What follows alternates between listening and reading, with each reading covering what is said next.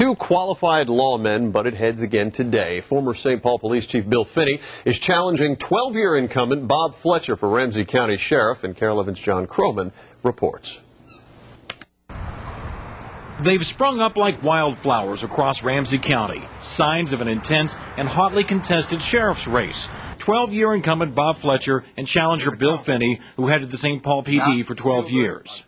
It's not about who knows the sheriff. It's about getting the job done. They sparred verbally again, this time in a debate sponsored by the Building Owners Association, but more heavily attended by law enforcement. But you have to select that leader very, very carefully. And sometimes they may stay too long. The two clashed on leadership styles, Fletcher jabbing Finney for not personally attending gang strike force meetings.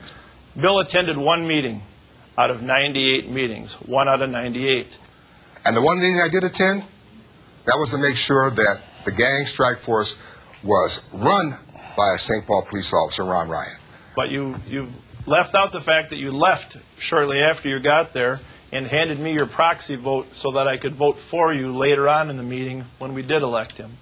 And on the issue of the police union endorsing Fletcher? Well, sometimes when you're a tough boss, that happens.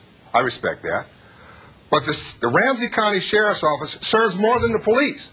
What didn't come up but made the front page of the Pioneer Press again was the chief's relationship with boyhood friend Sgt Foster, questioned in the 1981 shooting death of girlfriend Barbara Winn, but never charged. My opponent may wish he was running against Mr. Foster. He's running against Bill Finney, and I'll stand on my record.